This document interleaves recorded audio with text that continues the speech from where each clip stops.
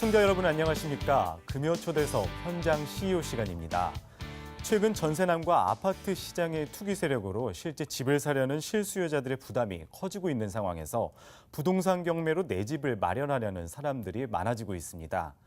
내 집 마련의 꿈을 더 저렴하게 현실화할 수 있기 때문에 경매에 대한 관심이 부쩍 늘어나는 것 같은데요. 오늘은 우리나라 경매 정보업계 1위 기업인 지지옥션의 회장님과 직접 이야기 나눠보도록 하겠습니다. 강명주 지지옥션 회장님입니다.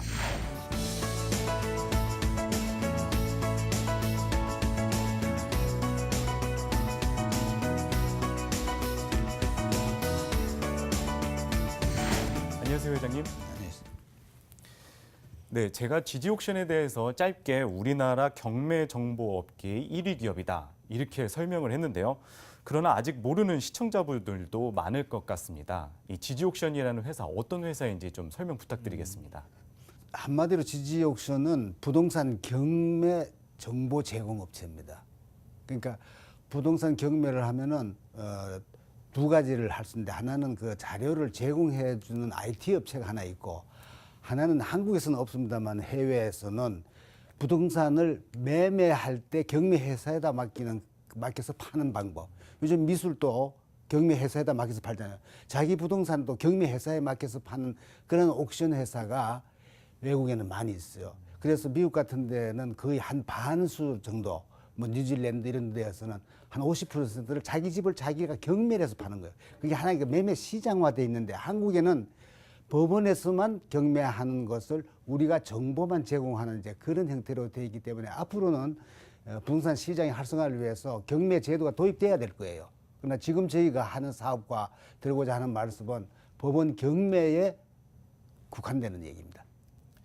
또 보면은 그 경매 물건에 대한 정보를 또 제공하는 것뿐만 아니라 경매 통계 데이터를 판매를 하신다고 들었는데, 이거는 어떤 내용인가요? 그래서 이제 뭐 경매 우리 회사 조금 더 설명을 하자면, 지금부터 33년 전, 그때 당시에 뭐 정보라는 개념이 없을 때 경매 정보라는 걸 들고 나왔죠. 근데 그 왜 그때 그 경매 정보를 하게 됐느냐 하면은, 지금 앞뒤에 질문서에도 있습니다만은, 이 경매에 대해서는 부조리가 상당히 많았습니다. 그래서 그 경매에 대한 인식이 안 좋아요. 소위 말하면 법원에 브로커라는 게 있습니다. 브로커가 있어가지고 그 브로커가 그 정보를 독점을 했단 말이에요.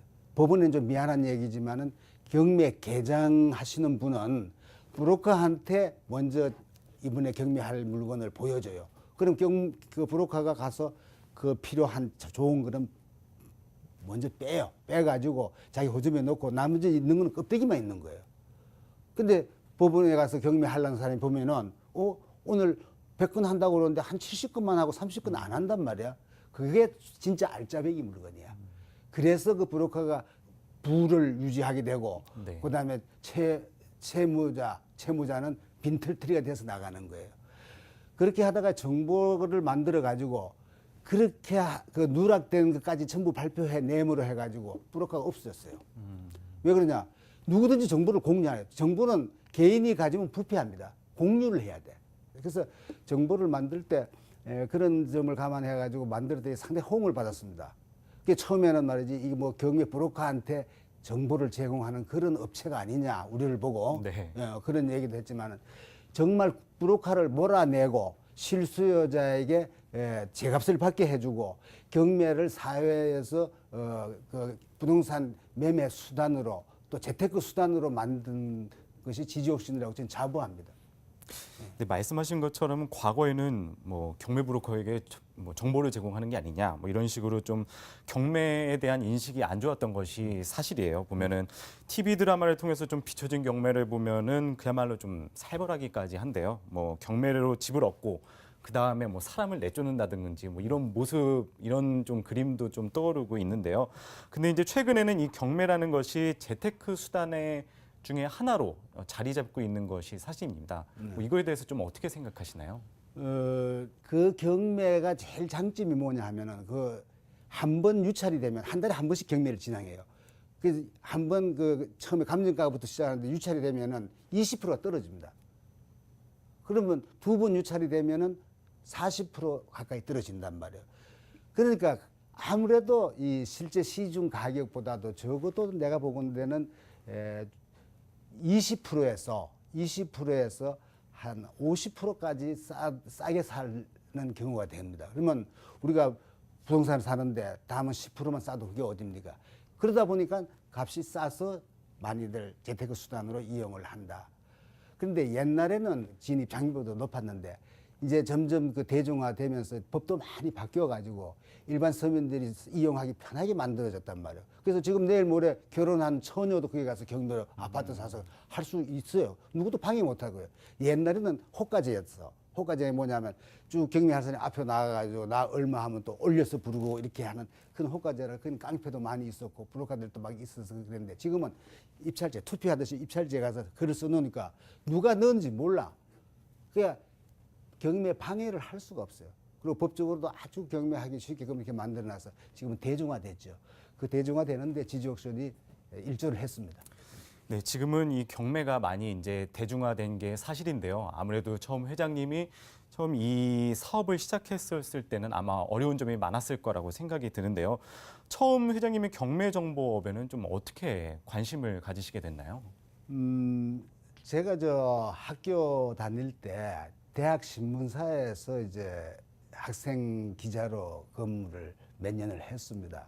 그러다 보니까 졸업해서 내가 신문사 사장이 한번 돼야지 하는 꿈을 하게 되더라고요. 네. 그때 졸업을 해가지고 신문사를 한번 해보려고 마음을 먹으니까 그 후발 신문사들이 제일 애로사항이 많은 것이 기자들을 모셔오기가 어렵고 좋은 기자들 모셔야 좋은 기사를 쓸 거 아닙니까? 그다음에 광고가 어려워요. 그런데 지같이 후발 주자가 신문을 해가지고 거기서 광고 얻을 자신이 없어요. 신문사는 하고 싶고 광고 얻어서 수익을 올릴 자신이 없어서 연구를 해낸 것이 뭐냐면 광고가 필요치 않은 신문이 없을까. 그래서 그거는 그 내용이 정말 사람들이 좋아하는 그런 내용의 신문을 해요. 그래서 정보를 하자. 근데 정보는 뭐에 좋겠느냐? 법원에 경매 정보라는 게 있는데 그게 그 일반 사람한테 열람을 시켜줘야 되는 그런 건데 그게 장벽이 상당히 높다 하더라다. 그건 내가 들어가서 좀 빼내가지고 그걸 정보화 신문으로 하자. 이런 생각에서 신문사를 하려다가 정보회사를 하게 된 겁니다. 어떻게 보면은 그 어려운 거를 해결하기 위해서 생각을 한 게 즉 비용을 지불할 만한 가치가 있는 정보를 직접 제공을 해야겠다. 뭐 이런 거에 착안을 해서 이제 처음 경매 정보업을 이제 시작을 하시게 됐다. 뭐 이런 말씀이신데요. 그런데 보니까 아까 말씀하셨다시피 이제 무광고를 말씀하셨는데 그러면 지금껏 이제 제가 듣기로는 무광고 구독료 선불 정책을 말씀을 진행을 하시고 계신다라고 들었는데 이게 어떤 건가요? 이게 상당히 좀 파격적인 것 같은데요. 선불. 그 이제 무광고는 아까 말했듯이 경매 정보를 하게 되면은 광고 없이도 정보로서 회사 구독료 가지고 이용을 할 수 있겠다고 해서 이제 무광고를 하고 네. 광고를 얻을 자신이 없는 거예요. 제가 그 대학 신문사에 있을 때 그 생리를 아는데 광고 요원한테 돈이 더 많이 들어가요. 광고에서 얻는 수익보다도 그 사람들 운영 관리하는데 돈이 더 많이 들어간다고요. 그렇게 했다고 해가지고 좋은 광고가 나오냐 그것도 아니에요. 큰 신문사가 줄을 서면 그 뒤에 가서 줄을 서가지고 흘러나오는 거 좀 얻어먹는데 그거 갖고는 수입이 안 된다는 거 이미 저는 대학교 신문사에 있으면서 알았어요. 그래서 이제 광고 없는 신문을 해서 사람들이 그랬어. 신문사를 한다면서 광고 없는 신문을 한다는 것은 그건 사업도 아니야. 넌 미친놈이야 이랬어요. 그런데 실제로 광고 없는 신문을 해서 오늘날까지 성공을 했습니다. 저는. 그러면 광고 없는 대신에 뭐가 좋아야 되냐. 정말 필요한 정보를 제공해 주면 되는 거예요. 그럼 그럴 수만 있으면은 광고 없어서 삽니다. 지금도 어떤 신문사 나와가지고 광고에 줄을 서지 말고 정말 좋은 정보가 뭐냐. 소위 말하면 경매 정보 같은 거라든가 무슨 뭐 특별한 정보를 가지고 사람들한테 인기를 끌면 할 수 있는 거예요. 근데 그게 만만치는 않죠. 이제 그 다음에 선불제도라는 게 뭐냐 하면은 말이죠. 이걸 이제 신문을 이제 신문도 아니지. 일간 신문 등록을 했지만은 법원에 가가지고 정보를 이제 적어 와가지고 잘 타자로 정리해가지고 찌라시 같이 만들어가지고 하는 게 신문이에요, 나는. 그게. 네. 그걸 나가지고 처음에 이제 법원에 갔단 말이야. 법원에 가지고 보니까, 뭐 이런 게 다 나왔어 하면서 사람들한테 무료로 줬더니 그냥 막 줄을 서서 받아가더라고. 그 우리 찌라시 같은 경매 정보, 지지옥션 경매 정보가 나가면은 그 누락 정보를 보기 위해서 사람들이 줄을 선 거야.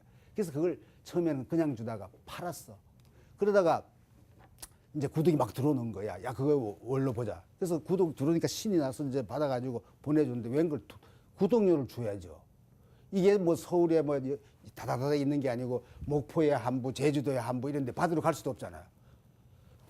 구독 신청해주면 고마워가지고 구독 신청 하는데 다 보내주기만 했는데 돈을 못 받는 거야. 전화를 내가 해보니까 그 사람하고 통화도 할 수 없어. 지금까지 핸드폰이 없고 집 전화인데 집에는 사람도 받지도 않고 있어봐야 아주머니가 받는데 주로 경매 브로커들이 받았어. 그때는 처음에는 경매 아무나 볼 수가 없으니까 돈을 주지라는 거예요. 그래서 어느 날 선불제를 했어요. 지금도 조선일보와 동아일보나 중앙일보가 선불제를 못합니다. 지금도 3개월, 6개월 무료주는데 33년 전에 일개 찌라시가 선불제를 했어요. 그때 또 사람들이 넌 또 망했다. 그거 선불 내고 볼 사람이 어디 있느냐.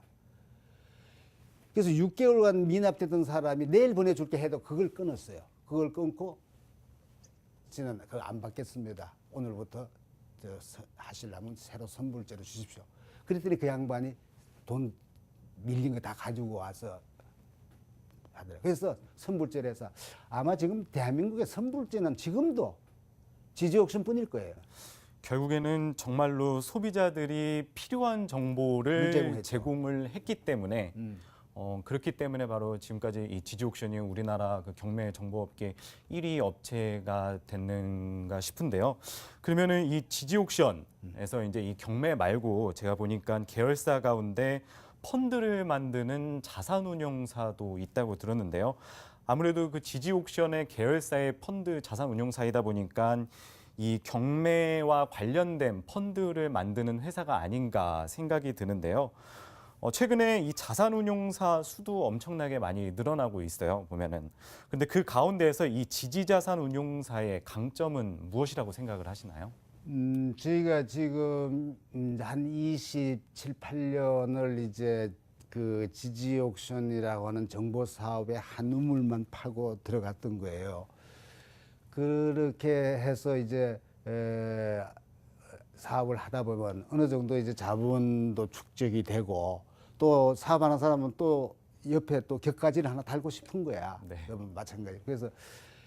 그래서 여러 가지를 생각하다가 지지자산운용사로 하는 부동산 펀드 쪽을 우리가 되면은 부동산에 대한 지금까지 노하우도 있고 하니까 유리하겠다. 우리는 부동산 쪽으로 특화해서 특화한 중에서도 경매 쪽을 특화하자. 그때는 경매 부동산 펀드라는 건 없을 당시였어요. 물론 다른 사람들이 경매를 해서 실패한 경우는 있었지만 우리가 경매를 특화해서 이 지지자산운용사를 설립한 경우는 처음이었어요.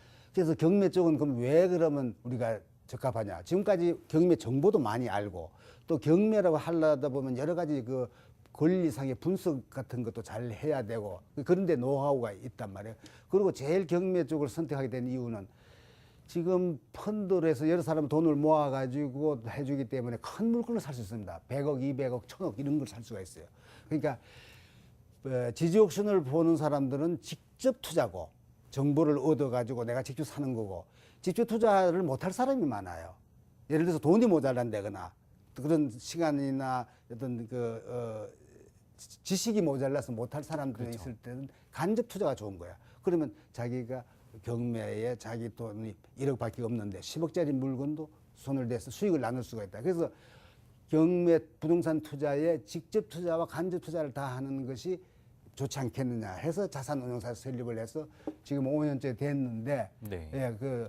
역시 우리가 처음 예상한 대로 수익률도 잘 나고 신용도 좋아서 사람들도 많이 이제 저거죠. 사모펀드죠. 사모펀드 사람들도 많이 가입을 해서 돈을 가지고 부동산을 살려고 우리 연락 오기를 기다리고 목매 기다리는 사람들이 많이 있습니다. 네, 아무래도 이제 경매를 원하는 사람들은 이제 직접 투자하고 싶은 사람은 직접 투자를 하고 그렇지 못하고 좀 접근하기 어려운 사람은 이제 펀드를 통해서 투자를 한다. 이렇게 볼 수가 있겠는데요. 그러면 또 자산운용사 말고 저희 지지옥션에서는 또 호텔 관련해서도 투자를 한다고 들었습니다. 그러면서 이제 비즈니스 호텔에 인수를 해서 사세를 키워나간다고 들었는데 이거는 좀 어떤 내용인가요? 네, 지금 저 경주에가 한 복판에 그 지지 호텔이라고 하는 그 조그마한 호텔을 하나 저희가 이제 운영한 지 한 1년 됐습니다. 네. 그래 그 역시 이제 우리가 그 직접 간접 투자가 다 부동산이다 보니까 실물 투자도 하고 싶은 거예요. 그러니까 호텔이든 뭐 골프장이든 수익성이 나는 실물 투자를 자본이 남으면은 네. 우리는 또 부동산에 또 투자를 하게 되고 또 운영도 해보고 해서 자세 확장도 시키고 또 한 가지는 자산운용사를 하다 보니까 자산운용사에는 비단 무슨 뭐 이 빌딩뿐만 아니고 호텔도 되고 대상이 또 골프장도 되고 또 해외 부동산도 되고 그래서 그런 것을 다양하게 해서 이제 그 투자자들에게 배당을 해주는 그런 좋은 부동산을 찾다 보니까 부동산을 그 운영하고 확대해 나가는 데서는 호텔을 무시할 수가 없어요. 호텔은 그래서 지금 조그마한 것부터 지금 공부하고 있는 중입니다. 네. 이 호텔 말고도 앞으로도 뭐 좀 다른 거라도 또 진출을 하실 계획이 있으신가요? 호텔뿐만이 아니라 뭐 다른 예, 그런 빌딩이라든지. 계획이 있습니다. 그래서 지금 저기 사세를 확장하기 위해서 우선 제일 수익성이 안정돼 있는 이제 빌딩으로 해서 수익이 나는 거고 그 다음에 이제 수익이 나는 것이 이제 창고업도 있고 그 다음에 뭐 토지도 있고 그 다음에 하지만 호텔도 그 중에 하나의 좋은 대상이 되고 그 다음에 요즘 이제 많이 값이 내려가 있는 이제 골프장도 저희가 관심을 많이 갖고 있어 지금 조사를 하고 있는 중이고 경우에 따라서는 이제 해외 쪽도 이제 부동산을 투자할 그런 이제 준비들을 하고 있습니다. 네, 이번에는 이제 좀 회장님의 개인 이야기를 좀 더 듣고 싶은데요. 요새 좀 젊은 층이 이제 결혼하기가 참 힘들다고 들었습니다. 뭐 집값도 비싸고 결혼 비용도 비싸기 때문에 결혼을 하기 힘들다 이런 이야기가 나오는데 최근에 회장님은 이 젊은 층의 결혼 비용 부담은 줄이고 또 작은 결혼 문화 확산과 이제 지역 경제 활성화를 위해서 이 작은 결혼 캠페인이라는 것을 하신다고 들었는데요. 어떤 내용인지 구체적으로 설명을 해주시죠. 결혼식을 작게 해야 되지 않습니까? 우리 지금 한국 사람들 그 결혼식이 너무 화려하고 네. 또 너무 많은 비용이 들어가고 또 많은 하객이 와야 내가 성공한 결혼식이라고 생각하는데 그건 언젠간 바뀌어야 될 거예요. 그리고 신혼여행도 반드시 그 외국 가야 됩니까? 그저 신혼여행 살다 보면 좋은 시절 있으면 그때 가면 되지. 지금 결혼하라고 비용이 없어가지고 쩔쩔매고 지금 집값이 올라가서 방도 못 구해서 난리면서 신혼여행은 해외로 가야 된단 말이에요. 그리고 해외 가가지고 뭐 한국 돈 씁니까? 달러 쓰는 거 아니에요. 우리 그 달러 좀 아껴야 되잖아요. 그러기 위해서 지지 호텔을 운영을 하다가 경주에 있어요. 경주가 그 지붕 없는 박물관입니다. 거기에 신혼여행 오면 볼 것도 많고 또 내 호텔을 말이지 좀 없는 사람들, 작은 결혼식 하는 사람들, 또 다문화 가족들한테 좀 소개하기 위해서 좀 신혼여행 오는 사람들한테 2박 3일간 무료로 해주겠다. 신혼여행을 경주로 좀 와라. 뭐 이런 취지인데 상당히 반응이 좋고 좋은 일을 한다고 그러는데 나는 실제로 뭐 호텔이 이 일주일 내내 보면은 주말에는 차요. 근데 주중에는 반밖에 안 차요. 네. 그 반 좀 나눠주고 좋은 일 좀 하면 좋지 않느냐. 이렇게 생각을 해서 이제 그렇게 하고 있는데 상당히 좋게들 생각을 하고 내가 마침 뭐 자선사업이라는데 그건 아니고 빈방 가지고 나라에 좋은 일을 하고 지역에 좀 좋은 일을 하고 또 작은 결혼식을 우리가 해야 된다는데 좀 나도 일조를 하고 싶다. 그런 생각에서 그런 아이디어를 내게 됐습니다. 그래도 뭐 일종의 사회공헌 활동 중에 하나로서 뭐 그렇게 봐주더구만요. 그런 작은 결혼식 문화를 좀 앞장선다 이렇게 보면 될 것 같은데요. 요즘 마침 또 정부에서도 작은 결혼식에 대한 연구를 많이 하고 있더라고. 네, 맞습니다. 회장님 이력 중에 좀 특이한 게 만화를 또 그리신다고 들었습니다. 지난 16년 동안 매주 직접 경매 만화를 그리셨다고 들었는데요.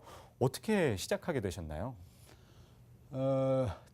지가 지금 만화를 한 거는 지금 50년입니다. 그러니까 50년 동안 아마추어 만화가죠.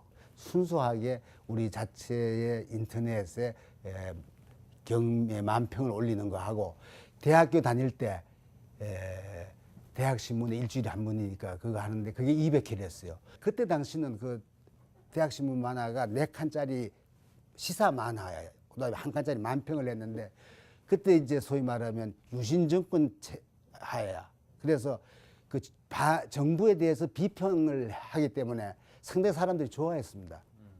그래서 내 만화 신문이 나오면은 이번에 무슨 만화가 먼저 나왔나 그 만화를 보기 위해서 신문사 앞에 신문을 달라고 줄을 쭉 섰단 말이에요.